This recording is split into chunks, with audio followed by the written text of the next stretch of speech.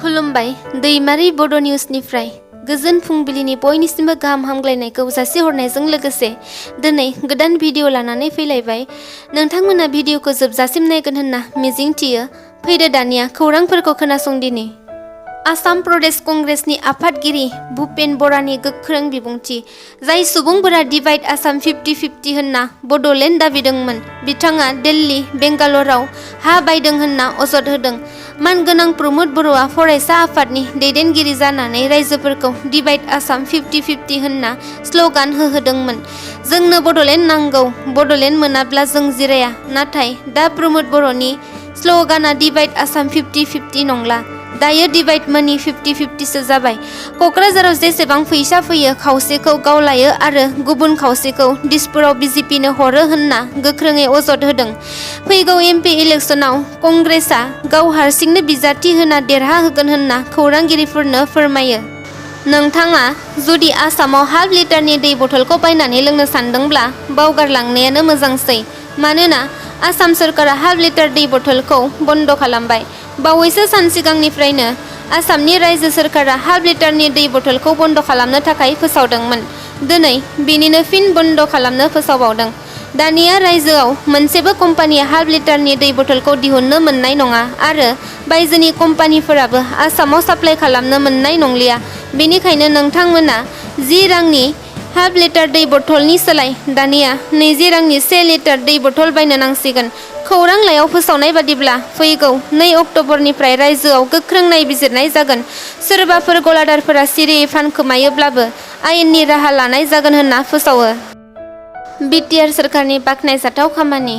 UPPL सोरखारा बिसायख'थिनि समाव खोथा होनाय बादियै मैया बिटिआर सोरखारा माखासे दाब दाब ओनसोलाव सेल्फ हेल्प ग्रुपनो चेक राननानै होदों। बिनिनो मोनसे बाहागो महरै बाक्सा जिल्लानि 26 नं दारांगाजुलि बियाबनि सिङाव थानाय मोन 65 सेल्फ हेल्प ग्रुपनो माइनाव सोरां बिथांखिनि गेजेरजों बिटिआर सोरखारनि खुंथायनिफ्राय 25,000 रांनि अनसुंथाइ चेकखौ राननानै होदों।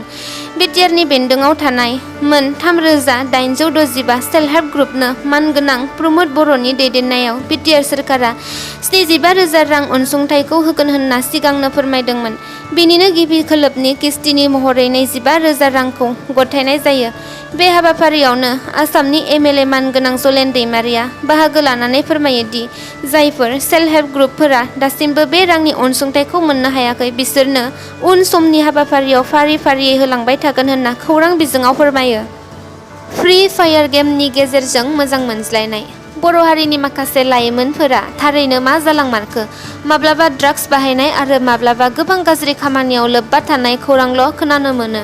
बेबायदिनो फिन खेबसे हमजाबावबाय बर' लाइमोन सिख्ला। गुबुन हारिनि सासे सेंग्राजों गाज्रि सोमोन्दोआव थानायनि थाखाय बड' वेलफेयार एस'सिएशन सोद्रोमाफोरनि सिग्रोमनायाव बिसोरखौ हमनो हानाय जादों।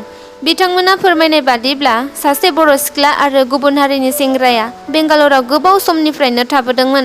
बिसोर सानैखौ सिगां मबाइल अनलाइन गेम फ्रि फायाराव लोगो मोनलायदोंमोन होननानै खौरां बिजोंनिफ्राय मिन्थिनो मोन्दों। हालां बाजार इउथ बिपिएफ आरो आइ लाभ बिपिएफ फेसबुक पेजनि सायाव इउपिपिएल दोलोआ केस होदों। आथिखाल बिटिआर सोरखारनि लेङाइ गाहाय मावफुं सोद्रोमा मानगोनां गबिन्द चन्द्र बसुमतारीखौ गावनि नखरनि असे सोमोन्दो जानाय आलमा दैमारिखौ लानानै खारदों होनना फेसबुक पेजआव नंखाय खौरां फोसावदोंमोन। बेनिखायनो नंखाय खौरां फोसावग्रा हालां बाजार इउथ बिपिएफ फेसबुक पेजनि सामलायगिरि पिंकु ब्रह्मनि हेंथायै क'क्राझार पुलिस थाना आरो पाटगाव पुलिस थानायाव केस होनाय जाबाय होनना इउपिपिएल आफादनि गाहाय नेहाथारि राजु नार्जारिया खौरां बिजोङाव फोरमायो। नंखाय खौरां फोसावनाया इउपिपिएल दोलोनि सावगारिखौ पिपिएफ हानजाया फाव फान्दायनानै गाज्रि खालामनो सानदों होनना राजु नार्जारिया अजद दैखाङो। गोबाव समनिफ्रायनो आसामाव मोसौ बेदर फाननो मोननाया बन्द जानानै दं। नाथाय बेनि गेजेरावबो साफा सानैखौ सिरियै फानखोमानायखौ खोनानो मोनो। बिब्दिनो गसाइगाव महकुमानि साबकाटा पुलिस बिफाननि मोनसे हानजाया स्रोद सुलुंनिफ्राय संदाननानै सानै मोसौ बेदर दानग्रा फालांगिखौ हमनो हादों। नाथाय सासे फालांगिया पुलिसनि आवथानिफ्राय खारखोमा लांनो हायो।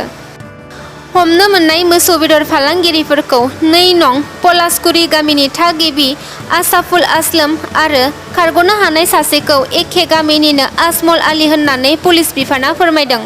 मैया 14 नं चिरां दुवारनि सिङाव थानाय देवस्रि भिसिडिसि अफिसखौ बेखेवदों। देवस्रि बिसिडिसि अफिसखौ बेखेवनाय हाबाफारियाव गाहाय आलासि बेखेवगिरि महरै बाहागो लानानै बेखेवना होयो बिटिआरनि हाग्रा आरो हा बिफाननि मावफुं सोद्रोमा इएम रनजित बसुमतारी बिथाङा।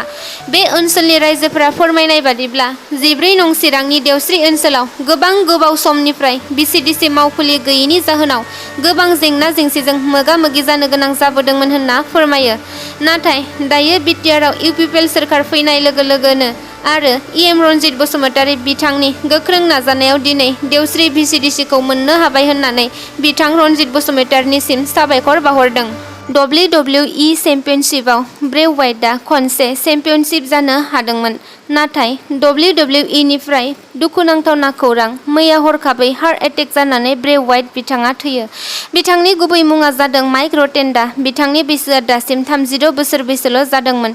सुलुंनिफ्राय मिन्थिनो मोननाय बादिब्ला बिथाङा सिगां कभिड-19 बेराम जादोंमोन आरो कभिड-19 बेरामनिफ्राय बारग'नायनि उनाव हार्ट एटेक जाना थैबाय होनना मिन्थिनो मोन्दों।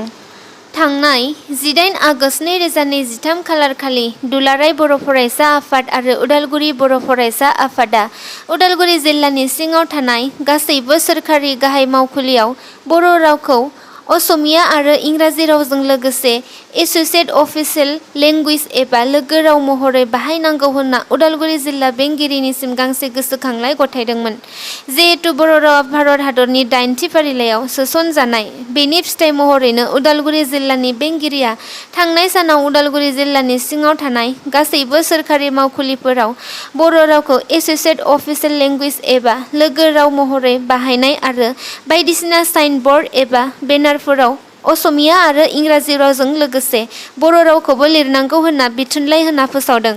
खौरांफोरा एसेनोसै। भिडिअखौ नायनानै मोजां मोनदोंब्ला लाइक, शेयार आरो साबस्क्राइब खालामनानै होदो। गोजोन्थों।